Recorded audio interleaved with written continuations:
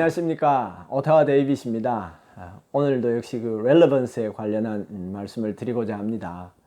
오늘은 자동차에 관한 여러 가지 단어들, 또 상황, 호칭 말씀을 드리고자 하는데, 제가 첫 시간에 말씀드렸다시피 제가 이 렐러번스를 고민하게 된 그 계기가 그 벤츠라는 자동차 때문이었죠. 자동차하고 제가 좀 인연이 많은 것 같습니다. 사실 여기 그 딜러샵에 가보면 벤츠라는 말 써놨어요. 머시디스 벤츠라고 딱 그 간판에 붙여놨어요. 그런데도 부르는 이름은 항상 머시디스지 벤츠는 절대 안 부르는 거죠. 그래서 바깥에서 영어를 공부하다 온 사람들은 특히 한국이나 일본 같이, 일본은 확실하게 벤츠라고 부르는데 한국이나 일본처럼 그 차를 벤츠라고 부르던 사회에서 이 북미에 오면 전혀 안 통하는 부분이 되어버리는 거죠. 그래서 이제 제가 제일 처음에 여기 이민 와서 자동차를 사러 갔을 때 겪었던 일이 또 있어요. 그때 일을 또 생각하면서 렐러번스 고민을 했었습니다. 이것도 역시. 여기는 사실 자동차가 필수품을 넘어서서 거의 신발과 같은 존재거든요. 도저히 자동차가 없으면 움직이지를 못해요. 뭐 저 같은 경우도 콩나물 한 단 사러, 파 한 단 사러 나가려고 그래도 1km를 나가야 되니까 적어도 그거 걸어 다니기는 사실 쉽지 않겠죠.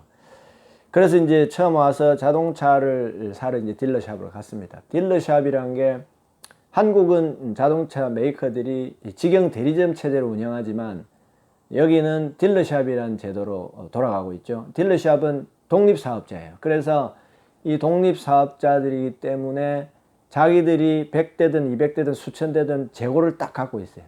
그래서 한국 같은 경우는 때때로 인기 있는 차는 왜 뭐 예약을 해놓고 몇 달을 기다리고 그러지 않습니까? 여기는 아주 드문 경우에 기다리는 거 외에는 그냥 딜러가 갖고 있는 자동차를 내가 가서 곧바로 살 수 있는 그런 시스템이에요.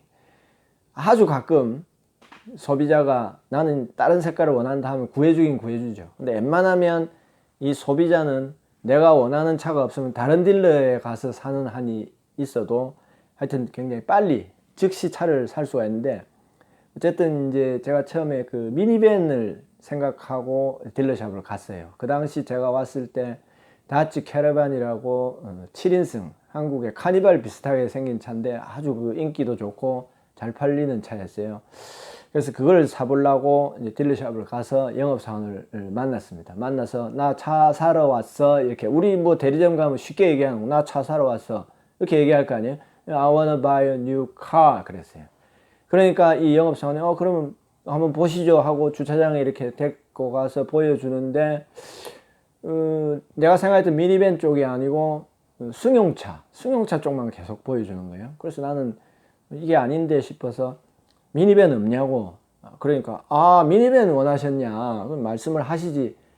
그러면서 제가 이 단어를 깨닫게 된 거예요. 카라 그러면 우리는 카 하면 한영사진이든 영어사진이든 자동차 이렇게 나오지 않습니까? 카는 자동차가 아니고 승용차예요. 승용차.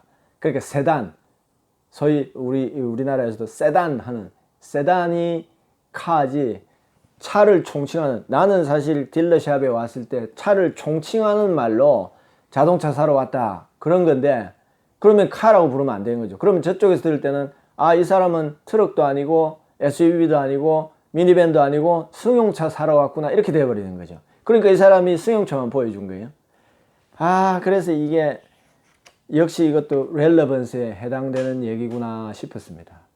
자동차 그러면 카가 아니라 여기서 쓰는 단어는 모터 또는 오토모빌이라고 부르는데 이것이 자동차예요. 자동차.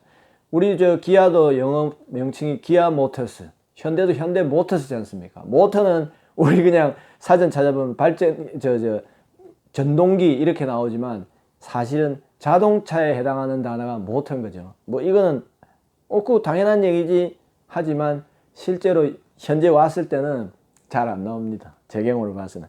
우리가 vehicle이라는 단어가 있는데 이 vehicle은 모든 탈 것의 총칭, 이거는 배도 비행기도 우주선도 전부 탈 것이라고 표현할 때는 vehicle이라고 부르는 거예요. vehicle.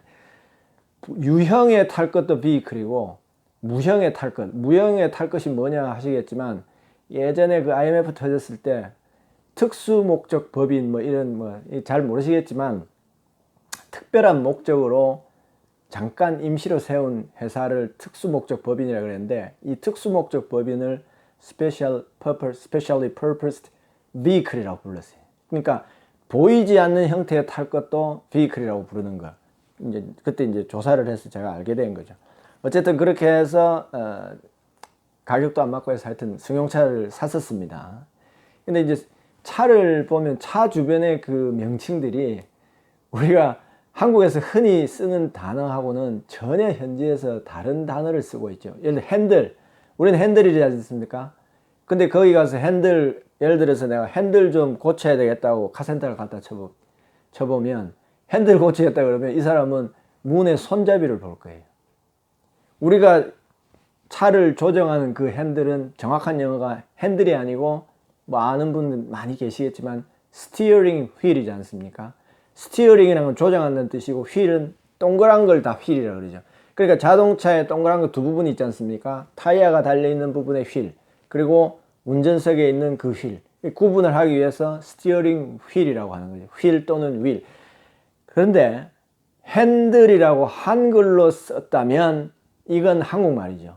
그러니까 한국에서 그걸 부르면서 스티어링 휠이라고 하면 오히려 틀린 거가 되겠죠. 그건 한국의 렐레번스에 맞지 않는 거죠.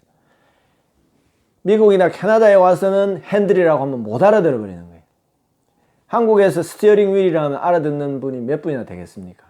그래서 이제 제가 늘 말씀드리는 이 렐레번스의 문제인데, 핸들 하면 손잡이가 모두 핸들인 거죠. 그래서 스티어링 휠이 정확한 영어고, 또 그 차 안에 있는, 차에서 뒤를 보는 백미러라 부르는 부분, 백미러가 아니고 정확한 영어는 룸미러고, 바깥에 있는 걸 우리 한국에서는 사이드미러라고 부르지 않습니까? 그건 정확한 영어는 rear view mirror, 뒤를 보는 거울이란 뜻이죠. 역시 이것도 마찬가지로 한국에 와가지고 rear view mirror 해버리면 이건 틀린 얘기가 되겠죠. 그래서 이것도 어떻게 보면 한국말도 적확성이라는 게 필요한 것 같아요. 또 우리가 자주 쓰는 단어, 차 앞에 여는 거 있죠. 기관이 있고 와시액이라도 넣으려면 여는 본네트. 우리는 본네트라고 그러죠.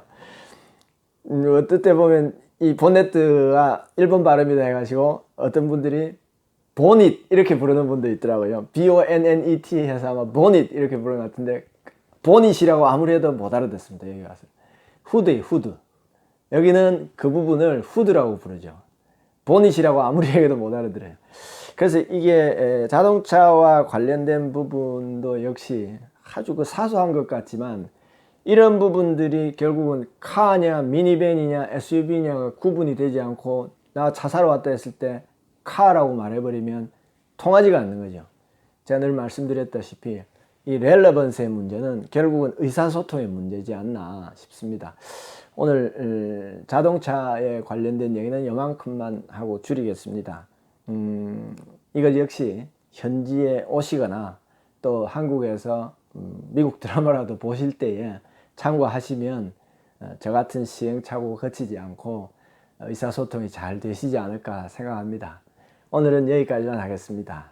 시청해 주셔서 감사합니다.